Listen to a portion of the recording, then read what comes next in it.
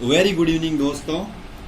पिछले टॉपिक में हमने पढ़ा था आपके कि मैटर हमारे जो चारों तरफ पदार्थ है, वातावरण में जो पदार्थ, उसके फिजिकल नेचर ऑफ मैटर पढ़ा था। आज उसके अपन पढ़ेंगे कि characteristic of particles of matter, यानी पदार्थ के कणों के अभिलाक्षणिक गुण। पिछले में हमने पढ़ा था कि पदार्थ का भौतिक स्वरूप क्या है और हमारे आसपास कौन कौन से पदार्थ होते हैं। आज अपन पढ़ेंगे पदार्थों के अभिलाक्षणिक गुण, यानी कैरेक्टरिस्टिक ऑफ पदार्थों के अभिलाक्षणिक गुण। देखो, sticks of particles of matter. ध्यान से देखना, इसमें पहला है particles of matter have space between them, यानी कि पदार्थ के कणों के बीच में रिक्त स्थान होता है। कैसे? देखो, जैसे अपन ने पिछले में देखो, we saw that particles of sugar, salt, Dettol, potassium permanganate got eventually distribute in water. Similarly when we make tea, coffee और लेमन एंड नींबू पानी, particles of one type of matter get into the space between the particles to other this shows that is enough space between particles of matter। जैसे हमने पिछले में नमक, शर्करा, Dettol का, पोटेशियम परमैंगनेट का एक्सपेरिमेंट किया था, उसी प्रकार जब हम चाय, कॉफी या नींबू पानी कुछ भी बनाते हैं तो उनके भी कणों के बीच में एक फिक्स रिक्त स्थान रहता है।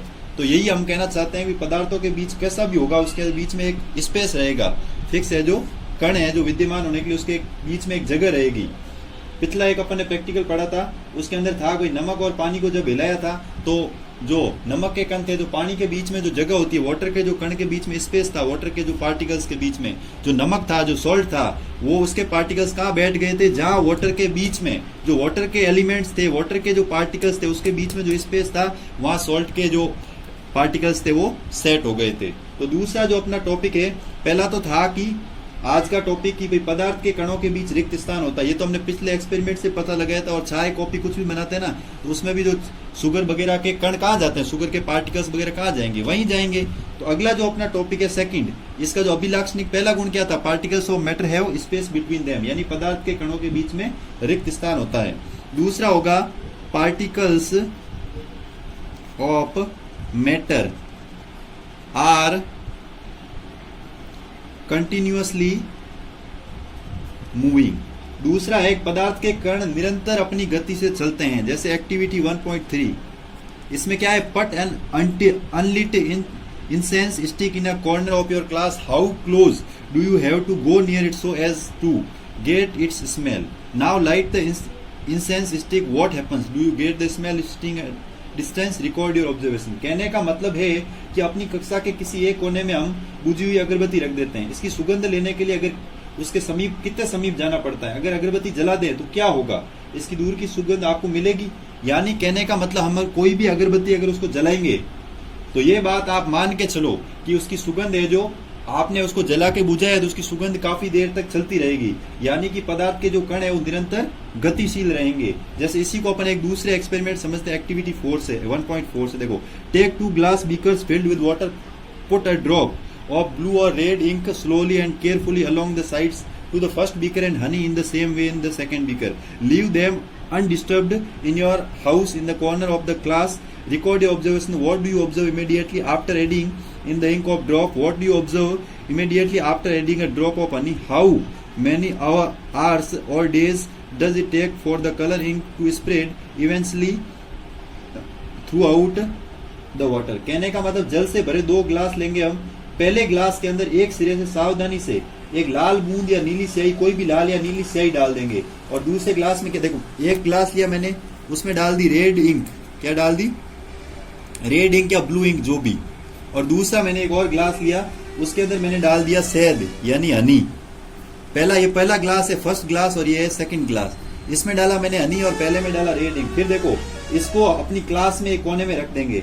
और देखो, स्याही की बूंद डालने के तुरंत बाद हमने क्या देखा? और यानी कि स्याही का रंग है, और शहद की बूंद डालने के बाद हम क्या देखेंगे? तो देखो, स्याही का रंग पूरे जल में, यानी स्याही, ये जैसे इसके अंदर वाटर था ऑलरेडी, क्या था? वापस देखना एक बार। जैसे एक वाटर से 2 भरे हुए ग्लास, एक में रेड इंक है, एक में हनी डाल दिया, रेड या ब्लू इंक। लेकिन जब हम इंक डालेंगे तो ये तो पूरे पानी के अंदर स्प्रेड यानी फैल जाएगी, उसके अंदर मिल जाएगी।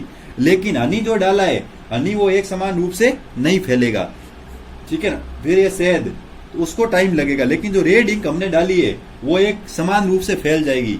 यानी कि इस एक्सपेरिमेंट से हम ये कह सकते हैं कि जैसे अगरबत्ती आप जलाओगे तो धुआं निकलेगा, निरंतर गति से चलेगा। यानी कि इससे हम कह सकते हैं कि पदार्थ है, जो पदार्थ के कण है वो निरंतर रूप से गतिशील रहते हैं।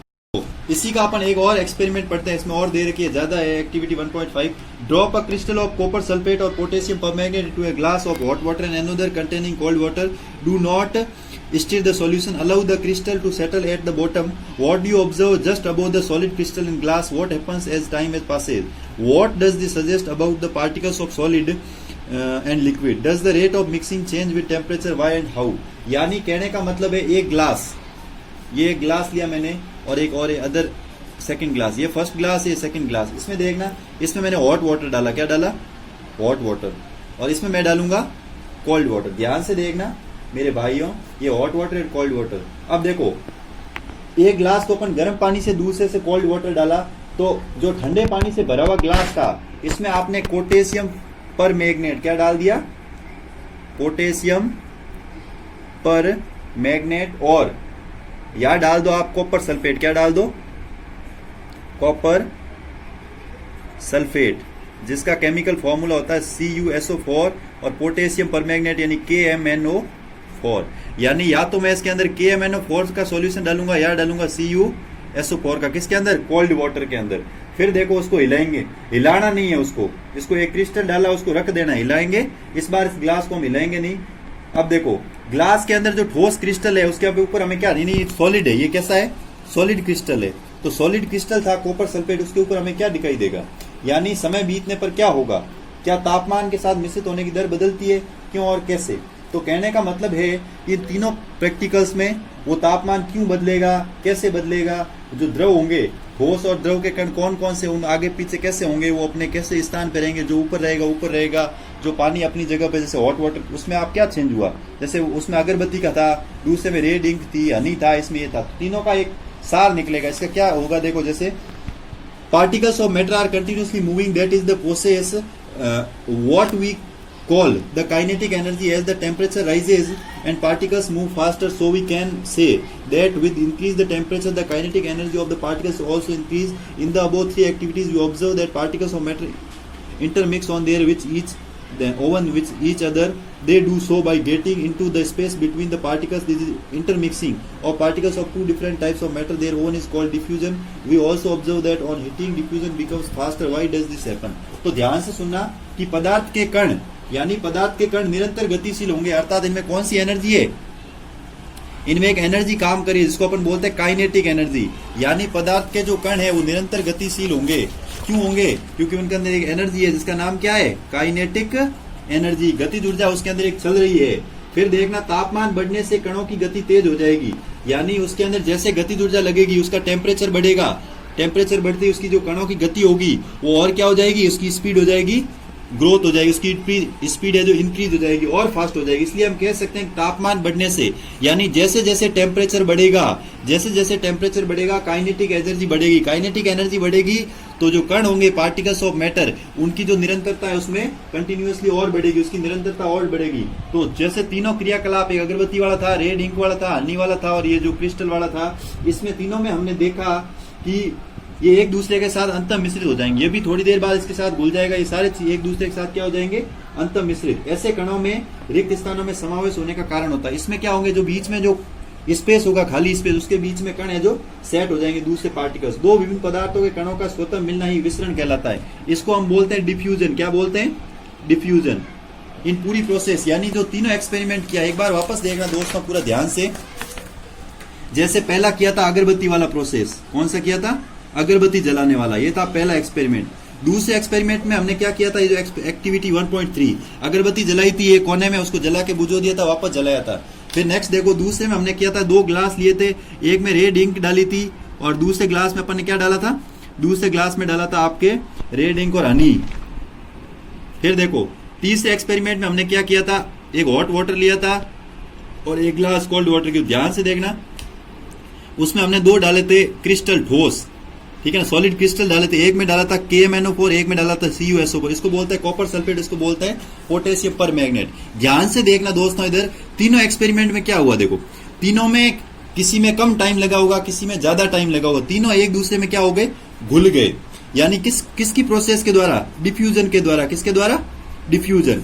डिफ्यूजन से पहले समझना डिफ्यूजन क्यों हुआ, क्योंकि जैसे जैसे उनका टेम्परेचर अप हुआ, टेम्परेचर जैसे जैसे हमने बढ़ाया, टेम्परेचर क्योंकि वो पड़ा रहेगा, टेम्परेचर बढ़ेगा, टेम्परेचर बढ़ेगा वैसे वैसे क्या बढ़ेगी, काइनेटिक एनर्जी बढ़ेगी। काइनेटिक एनर्जी बढ़ेगी तो पदार्थों के जो कण है वो निरंतर उनकी स्पीड बढ़ती रहेगी, जिससे क्या होगा, डिफ्यूजन। अब देखना विसरण होता क्या है, डिफ्यूजन को हिंदी में कहते हैं विसरण। एक बार समझ जाना विसरण क्या होता है, आपको अच्छे से समझ आएगा। विसरण देखो, डिफ्यूजन का मतलब होता है, एक मैंने ग्लास लिया, ध्यान से देखना दोस्तों, ये ग्लास लिया, अब मैंने क्या इसको गर्म करना शुरू किया, जैसे इसको मैंने स्टोव के नीचे गर्म किया, ये मैं स्टोव लगा दिया, मैंने इसको गर्म कर रहा हूं ग्लास में। अब ध्यान से देखना कि ऊपर पानी ठंडा रहेगा, नीचे का पहले गर्म होगा, वो ऊपर सेट होगा, ऐसे करते करते पानी ठंडा नीचे आएगा, गर्म ऊपर जाएगा। यानी कि अधिक सांद्रता से, यानी अबो कंसंट्रेशन से, अबो कंसंट्रेशन से लो कंसंट्रेशन की तरफ, लो कंसंट्रेशन की तरफ, यानी कि अधिक सांद्रता से कम सांद्रता की ओर गमन क्या कहलाता है, डिफ्यूजन। यानी किसी भी द्रव पदार्थ का, किसी भी लिक्विड सब्सटेंस का अधिक सांद्रता से कम सांद्रता की ओर गमन करना, उसका कम सांद्रता की ओर स्थानांतरण, ट्रांसफर होना क्या कहलाएगा, यानी जहां अधिक सांद्रता होगी उसका लिक्विड कम सांद्रता की ओर आएगा, उसको अपन बोलेंगे डिफ्यूजन। इसी का उल्टा कम सांद्रता से अधिक सांद्रता की ओर जाएगा, उसको बोलेंगे हम परासरण, जिसको इसको डिफ्यूजन यानी कम सांद्रता से अधिक सांद्रता की ओर जाना। वो सॉरी मैं उल्टा बोल गया, कम सांद्रता यानी लेस अमाउंट से हाई अमाउंट की ओर जाएगा, कम सांद्रता से अधिक सांद्रता की ओर, जिसको हम क्या बोलेंगे, डिफ्यूजन। आज के लिए बस इतना ही भाइयों, अगली सभा हम अगले में करेंगे। धन्यवाद, जय हिंद।